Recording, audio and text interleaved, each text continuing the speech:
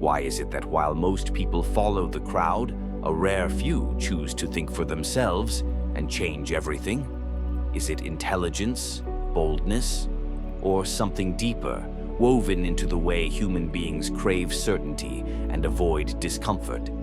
Today, we'll unpack some of the boldest, most unsettling ideas from philosophy, from ancient wisdom to modern thinkers, about why most of us accept the world as it's given, and what it takes to break free from inherited ideas about morality, power, and meaning itself.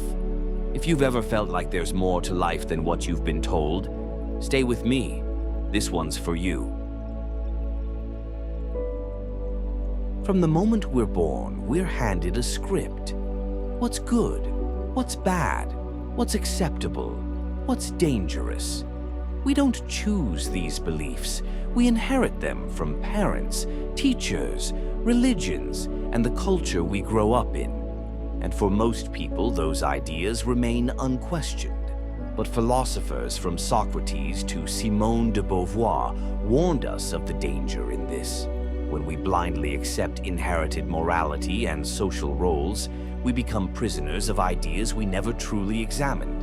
Socrates called it the unexamined life, a kind of sleepwalking through existence. And while it feels safe, it means we're not really living, we're performing. And those performances, reinforced by society, keep most people obedient, predictable, and easy to control. But where does power really live? Is it in governments, in wealth, in military might? Yes, but also in something far more subtle, in the ideas people refuse to question. Philosopher Michel Foucault argued that power isn't just top-down, imposed by rulers.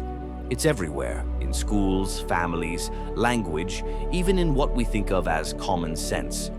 Those who understand this don't always need brute force to rule.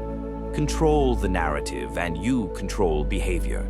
Most people obey not because they're forced to, but because they believe it's the right thing to do.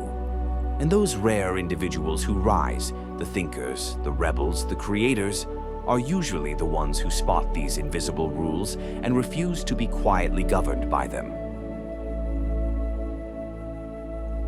We're told morality is eternal, that good and evil are obvious, universal truths. But Nietzsche, one of history's sharpest critics of morality, saw it differently. He argued that what society calls good is often just what's convenient for keeping order, and what's called evil is often what threatens the system. In ancient warrior cultures, strength, ambition, and pride were virtues. But when those at the bottom of society wanted protection, they flipped the script, praising humility, obedience, and self-denial. Nietzsche called this slave morality, and while it may have brought social peace, it also discouraged greatness, originality, and courage. His challenge wasn't to become ruthless, but to ask, whose values am I living by, and do they serve the life I truly want to live? When we stop asking these questions, morality becomes a cage, not a compass. The French philosopher Jean-Paul Sartre believed that human beings are condemned to be free.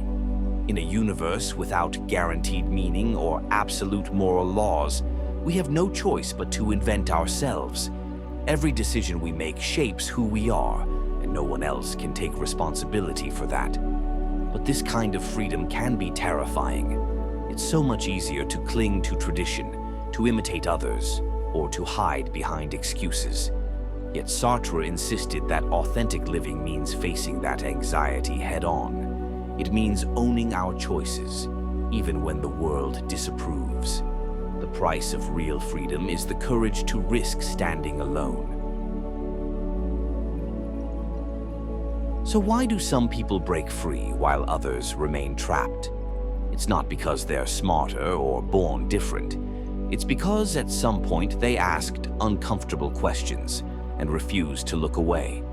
They stopped pretending to believe what no longer made sense. They took responsibility for their freedom, for the terrifying task of creating their own meaning. and for walking paths no one had cleared before them. And while history rarely remembers the obedient, it always remembers the ones who dare to think for themselves. Philosophy reminds us that to live authentically is to wrestle with uncertainty, to question the obvious, and to take responsibility for the life we choose. Not everyone will, but those who do, shape the future. If this video made you think, drop a comment below and share your favorite philosophical idea. Hit like, subscribe, and stay tuned for more deep dives into human thought, power, and what it means to truly be alive. Until next time, stay curious and never stop questioning.